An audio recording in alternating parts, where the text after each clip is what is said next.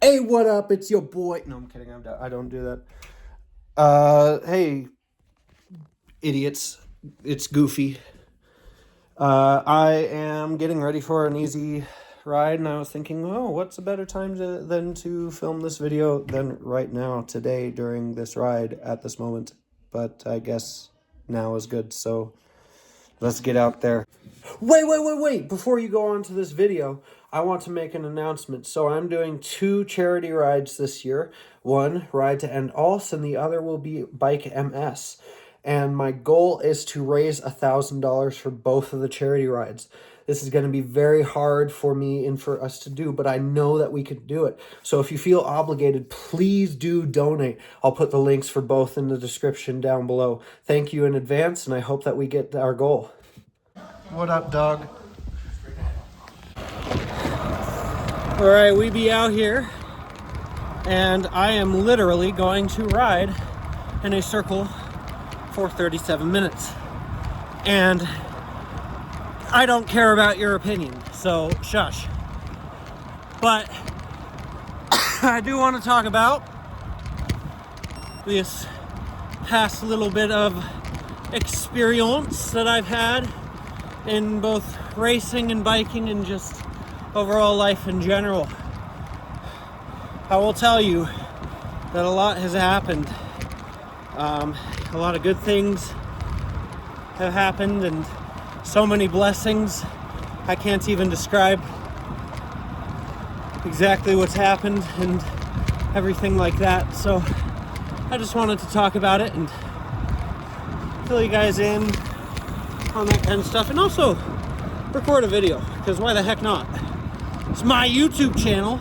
I get to do what I want, including riding in the left lane so I can turn left, and this person behind me can cry about it. You know why? I don't know, but they don't have to, because I'm already gone. Bye. But yeah, so it was nice. So recently I went to Tucson and Phoenix to do 2 races, TBC and Voss. And in terms of performance, Voss, I did pretty good. I got 9th overall.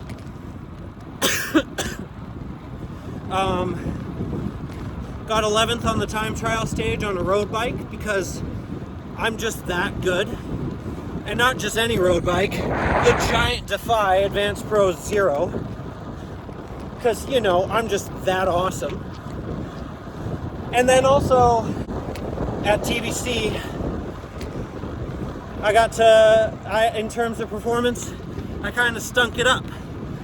But I don't care about that. You know, I had fun.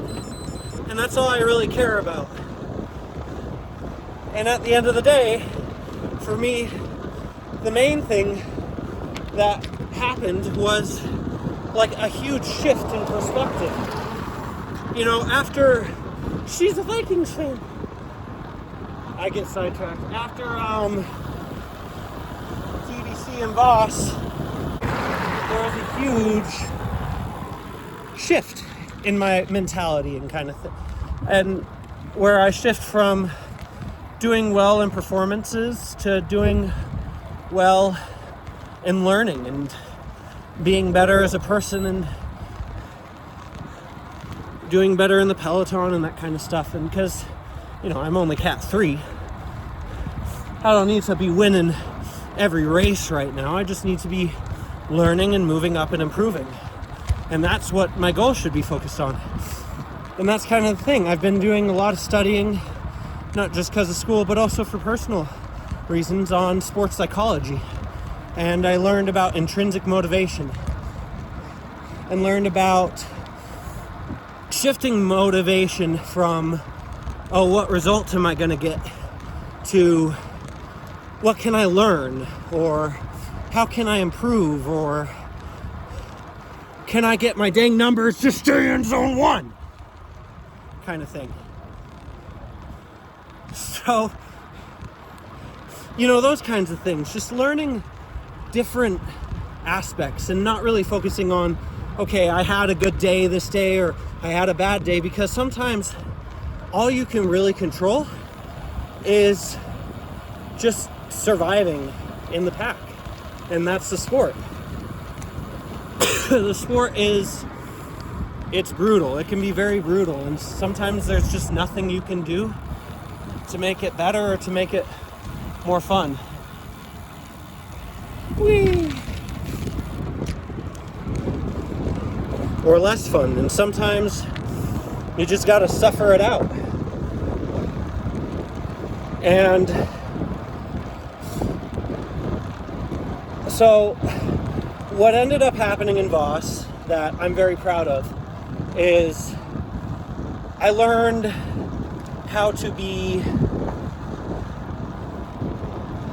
in control of my effort, if you know what I mean. So I got to meet this really cool kid, Garrett Horner, and he did this really cool thing where he cheered me on. He was like, man, you're so strong, you're so fast, look at you, you just love suffering. And I'm like, yeah! And I'm pushing 400 watts, 500 watts on the front for like 5 minutes. I get to the final climb, I can't move, I can't pedal, I'm so dead. So I learned how to control my effort and what I do and not care about the outside input of other people. You know, if I'm on the front, I get to control how long I'm on the front. I get to control how hard I go. I get to control whether or not I want to attack.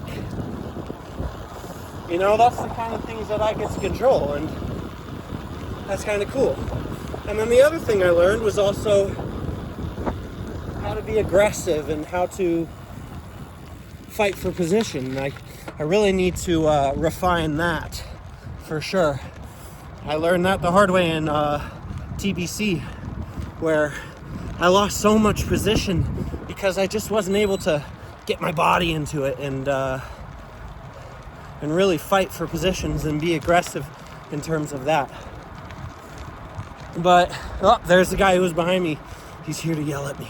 So, you know, I just lost so much position because I wasn't able to be aggressive or fight or anything like that. And I learned how to be able to ride in a pack and be able to defend my position and be like, hey, this is me. This is where I go. This is my wheel.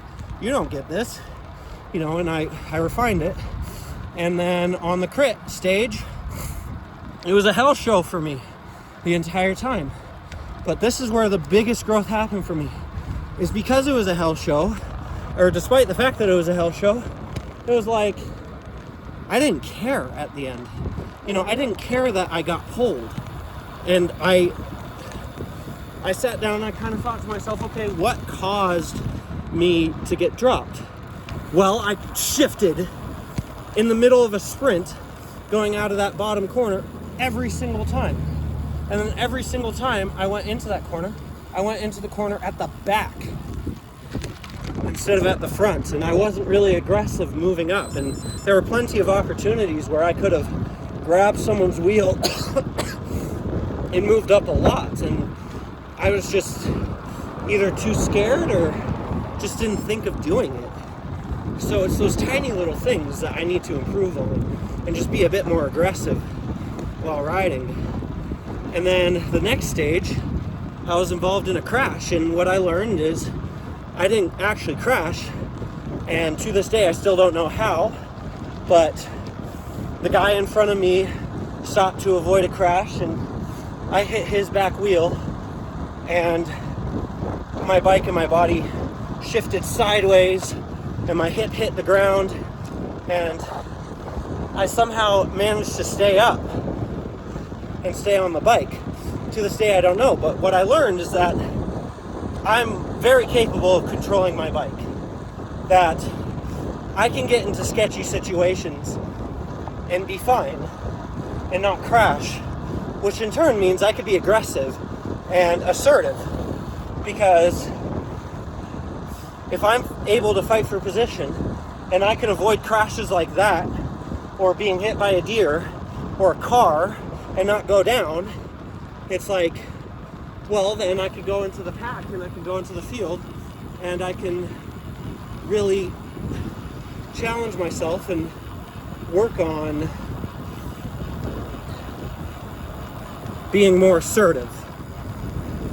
You know, I'm tiny, and I know that. I'm a small guy, I'm a climber. And compared to some of the sprinters, you know, I don't have much weight, but the thing is personally, I don't need much weight in order to do the things that I need to do to be successful and aggressive in my sport. So my target shifted majorly from, I have to win, to I have to learn. And I have to try things, not to win, but to see what happens, you know? Because, and that's when I came up with my saying, my courage comes from my curiosity. Courage is not a lack of fear. It's having fear, yet doing it anyway. And the reason that I have courage now is because I just want to see what happens if I try something. You know, and if it turns out bad and I blow up and get tired, that's fine. I learn from it. But if it turns out good, I learn from it too. So everything is a learning opportunity, and everything is now a growing opportunity. And that's way more important than any sort of results I'll ever get. And with that mindset, I started to learn how to just be in love with suffering again, and be in love with doing the things like waking up at 4 a.m. to ride my bike, or going out at night to ride my bike. You know, I don't do it because I have to. I do it because I get to, and I enjoy it. Like right now. And then after a lot of increased training, I ended up getting a bit sick. And it did not really affect my fitness at all. It affected my training. But something happened that hasn't happened for years. And that was, I wanted to be out on the bike again. I was just craving it. Like, I was so burnt out last year that every time I thought of getting out on the bike, I was exhausted. But now, I'm like, get me out there. I want to be out here. I want to be out suffering, and I want to push myself harder, and I want to test my limits, you know? And unfortunately, I had that taken away from me. And the thing I did was I thought, okay, just take a break, take it off, and have that yearning and enjoy it. Enjoy the yearning. Enjoy feeling that, because you didn't get to for quite a while. And then finally, I got out on the bike, and I might have overdid it. I overdid it. But I get out on the bike and I do a race simulation that I call the Tour de Ice. And it was supposed to be 5 days, but I had to cut it short at 3 days. And that was because after day 3, I woke up on Saturday morning and I was, I couldn't breathe properly. So I was like, man, I have to cut it short. And, that it seemed like old Keaton would have been like, man, I got to get out on the bike. I got to go grind. But new Keaton's like, you know what? It's just a simulation. But the cool thing is through the simulation, I learned so much about myself. I learned about my strengths on the climbs, and I learned that even a little bit of sickness, it might cause me to slow down a little bit, but I'm still here pedaling good cadence, but I'm still not getting my take zone 1. But I'm still here, and I'm still fit. And if I had to race tomorrow, I'd be able to do it. And the other thing that I learned is I don't need to be afraid to try things. because all of the results that I got, all the KOMs that I got, was based off of me just being stupid and doing things that I would have thought would have been stupid. So I did those things and I tried it and I succeeded. And not only did I succeed, I felt very good about myself. And I felt very good about my performance. And now I'm here today, after taking those 2 days off, not disappointed, not angry, but satisfied and okay with what happened. And right now, I'm just looking at all this scenery and all this beauty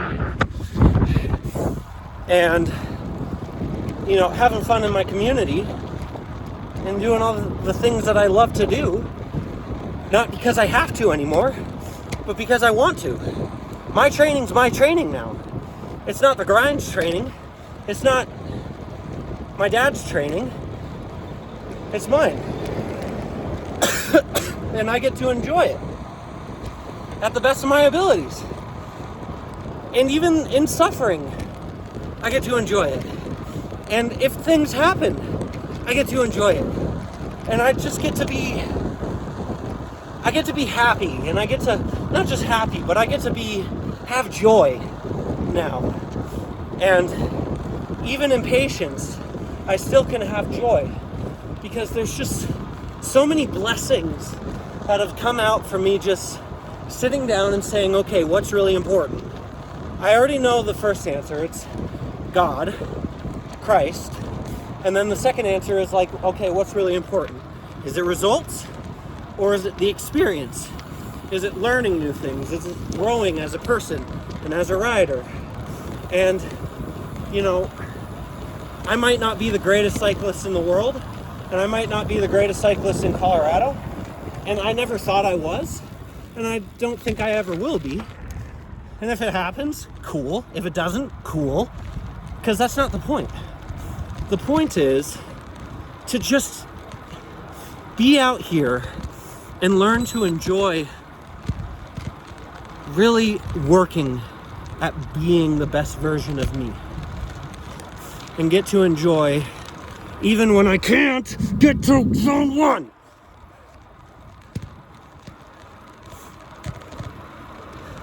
For the record, I'm not getting to zone 1 because it's just like such a tiny little margin on my Garmin.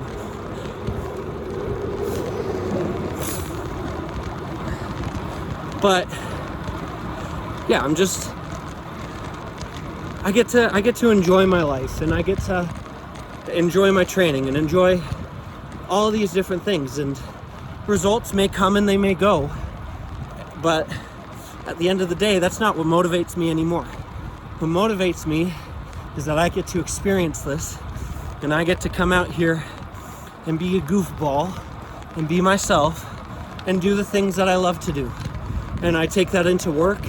Whenever I feel tired at work, I go, you know what? I can leave at any time. They can't trap me here. I could say, you know what? Sayonara, suckers, and go work at Walmart or something. I don't know. I could do that anytime. I'm not going to. Why? Because I love my job. I love to do my job. I love to interact with the people I get to interact with. And if I love it, then why not act like I love it? Sometimes, yes, it's a task, but in life you get tasks. Tasks happen. And that's the cool thing about life, is you get to learn to enjoy your tasks. And then one day, if you really, really work on it, you might not ever hate something that you're doing. It might be hard, and it being hard is, I understand, it sucks. Like, I've had rides out there where I've ridden for 2.5 hours in the freezing snow, and my hands turned purple, and my arms were shaking, and I was so tired, and I got to the end, and my lips looked like I got stung by a billion bees, and I was just so tired and so fatigued and so done with the ride. Like, yeah, Those days do come. But I can look back on those days and I can say, yeah, that was cool. Oh, I got to do that. How much fun was that? And I think I get to praise God for that because He revealed to me that. He revealed the fact that it's not about the performances. It's not about the sacrifice. It's not about the pain. It's not about the suffering. Those things come and they go. But it's about enjoying the process and learning and growing and becoming better as His.